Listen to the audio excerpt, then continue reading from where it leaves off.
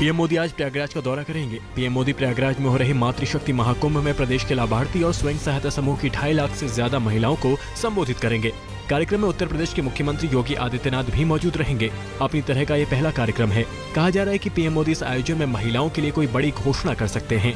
कार्यक्रम में प्रधानमंत्री मोदी स्वयं सहायता समूह की कुछ महिलाओं से बातचीत भी करेंगे। चुनाव कानून संशोधन बिल आज राज्यसभा में पेश हो सकता है। वोटर आईडी को आधार कार्ड से जोड़ने वाला चुनाव कानून संशोधन बिल कल लोकसभा में पास हो गया। बिल में वोटर लिस्ट में दोहराव और फर्जी मतदान रोकने के लिए वोटर आईडी और लिस्ट को आधार कार्ड से जोड़ने का प्रावधान है। हालांकि कई विपक्षी दलों ने बिल का विरोध किया। लोकसभा में बिल पर बहस के दौरान कांग्रेस नेता शशि थरूर ने कहा, आधार केवल निवास का प्रमाण होना चाहिए, ये नागरिकता का प्रमाण नहीं हो सकता है। वहीं AIMIM अध्यक्ष असदुद्दीन ओवैसी ने बिल को सुप्रीम कोर्ट फैसले के खिलाफ बताया, जिसके जवाब में केंद्रीय मंत्री किरण रिजिजू ने कहा कि बिल के विरोध में जो तर्क दिए गए वो सुप्रीम कोर्ट के फैसले को गलत तरीके से पेश करने का प्रयास है। जम्मू कश्मीर के लिए बने परिसीमन आयोग ने जम्मू में 6 और कश्मीर में 1 विधानसभा सीट बढ़ाने का प्रस्ताव दिया है। इससे जम्मू में 43 और कश्मीर में 47 सीटें हो जाएंगी। इसमें ST के लिए 9 और SC के लिए 7 सीटें रिजर्व रखी जाएंगी। इस तरह से जम्मू कश्मीर विधानसभा की मौजूदा 83 सीटों को बढ़ाकर 90 करने का प्रस्ताव है। आयोग के प्रस्ताव पर सियासत भी शुरू हो गई है। विपक्षी दलों ने इसे बीजेपी का सियासी एजेंडा बताया है। दिल्ली की एक मोहल्ला क्लिनिक में गलत दवाई से 3 बच्चों की मौत पर सियासत गर्म हो गई है। दिल्ली बीजेपी की प्रदेश अध्यक्ष आदेश गुप्ता ने दावा किया है कि गलत दवाई देने के चलते 3 बच्चों की मौत हुई। उन्होंने कहा कि मोहल्ला क्लिनिक में तैनात डॉक्टर्स और स्टाफ के क्लेरिफिकेशन की जांच होनी चाहिए। दिल्ली सरकार के मोहल्ला क्लिनिक भ्रष्टाचार का केंद्र बन चुके हैं। उधर दिल्ली सरकार के स्वास्थ्य मंत्री सत्येंद्र जैन ने एक्शन लेते हुए 3 डॉक्टर्स को नौकरी से निकाल दिया है। सत्येंद्र जैन ने कहा कि दिल्ली मेडिकल काउंसिल इस मामले की जाँच करेगी और किसी भी दोषी को बख्शा नहीं जाएगा।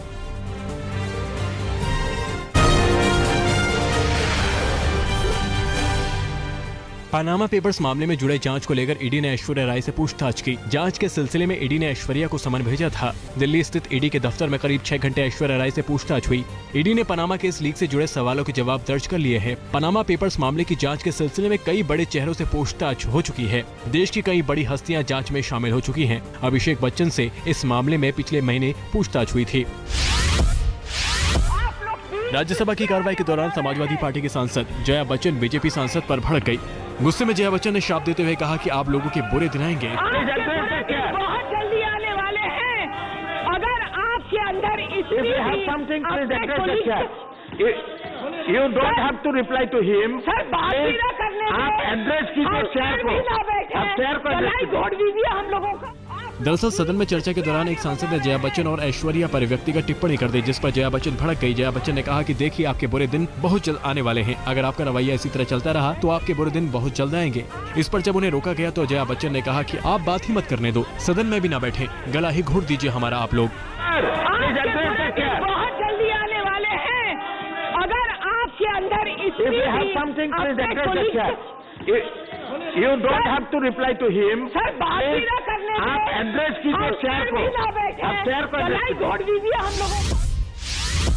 पनामा पेपर लीक मामले में ऐश्वर्या राय से पूछताछ कर सियासत भी शुरू हो गई है। शिवसेना सांसद संजय राउत ने पूछताछ पर सवाल उठाए और कहा, सरकार को जया जी का गुस्सा बच्चों पर नहीं निकालना चाहिए। संजय राउत ने कहा कि जया बच्चन विपक्षी सांसदों के साथ है। इसके बाद उनके बेटे, पोते और पोती को भी नोटिस भेजा जाएगा। दिल्ली की राउस एवेन्यू कोर्ट ने उन्नाव रेप कांड मामले में दोषी बीजेपी से निष्कासित पूर्व विधायक कुलदीप सिंह सेंगर को बरी कर दिया है। ये मामला 2019 का है। रेप पीड़िता अपनी 2 मौसी और वकील के साथ रायबरेली जा रही थी, लेकिन रास्ते में उनकी कार का एक्सीडेंट हो गया था। हादसे में पीड़िता की एक मौसी की भी मौत हो गई थी। उत्तराखंड के सीएम पुष्कर सिंह धामी ने टिहरी में जनसंवाद कार्यक्रम में हिस्सा लिया। सीएम धामी ने ग्राम प्रधानों से गांव में विकास के लिए सुझाव मांगे।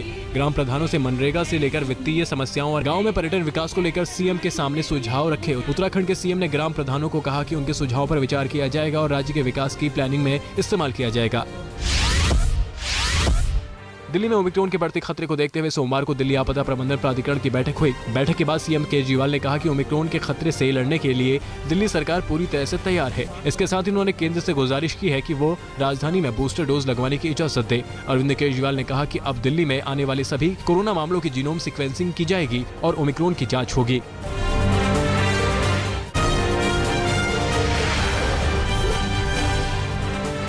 आधे से ज्यादा देश शीतलहर की चपेट में है। एक हफ्ते से पहाड़ों और मैदानी इलाकों में पारा तेजी से गिरा है। पहाड़ों में झील पोखर जमने लगे हैं तो मैदानी इलाकों में ओस की बूंदें बर्फ बनने लगी हैं।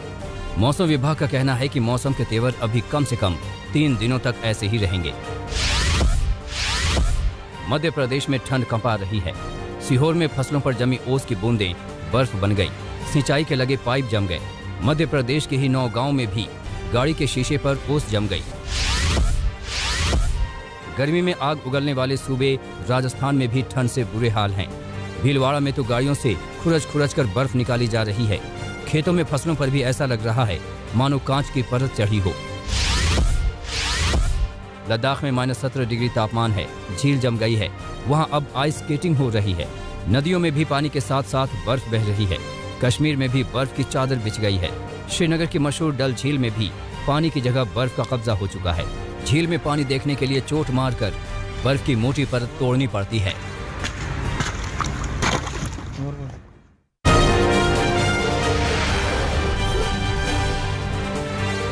मध्य प्रदेश के भिंड में पुलिस को नशे की बड़ी खेप मिली है। मामला मालनपुर इलाके का है। जानकारी के मुताबिक पुलिस ने 2 करोड़ रुपए की कीमत का 1000 किलो गांजा पकड़ा है। पुलिस ने भारी मात्रा में गांजे के साथ 5 लोगों को गिरफ्तार किया है। ये गांजा केले के एक ट्रक में छिपा कर लाया जा रहा था। पुलिस के मुताबिक आंध्र प्रदेश से तस्करी करके गांजे को मुरैना लाया जा रहा था। पुलिस आगे की कार्रवाई कर रही है।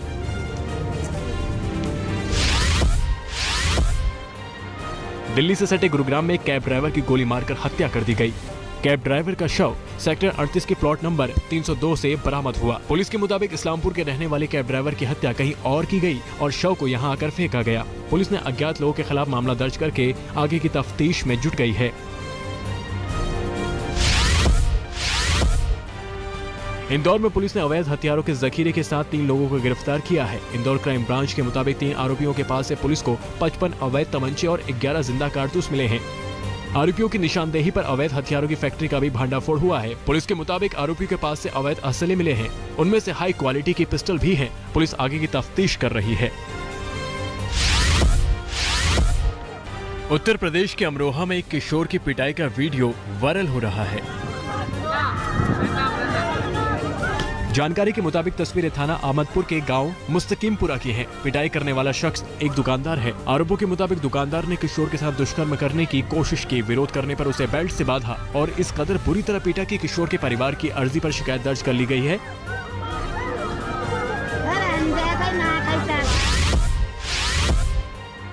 ग्रेटर नोएडा में चेन स्नैचिंग का मामला सामने आया है। तस्वीरों में देखा जा सकता है कि कैसे एक दुकान पर सामान खरीद रही महिला के पास से ये बाइक सवार निकलता है और चेन छीनकर फरार हो जाता है। मामला सूरजपुर थाना क्षेत्र के सेक्टर 1 का है। अब पुलिस सीसीटीवी के आधार पर जांच कर रही है। पुलिस ने आश्वासन दिया है कि जल्द ही आरोपी की गिरफ्तारी होगी।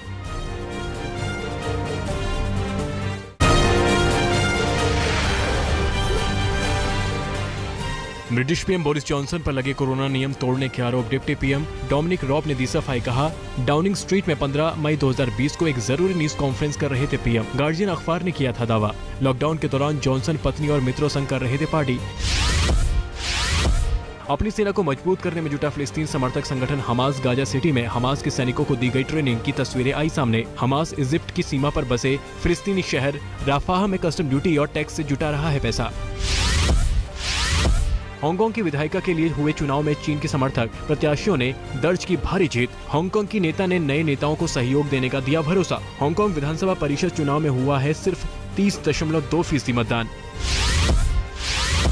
अमेरिका में मैसाचुसेट्स की सांसद एलिजाबेथ वॉरेन ने और न्यू जर्सी के सांसद कोरी बुकर कोरोना संक्रमित। दोनों डेमोक्रेट सांसदों में कोरोना के हल्के लक्षण।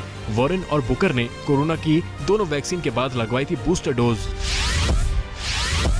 स्टार टेनिस खिलाड़ी राफेल नडाल पाए गए कोरोना पॉजिटिव। राफेल ने ट्विटर पर दी जानकारी। नडाल अबू धाबी टूर्नामेंट खेलने के बाद घर लौटने पर हुए कोरोना से संक्रमित। स्पेन पहुंचने पर हुआ था उनका आरटीपीसीआर टेस्ट।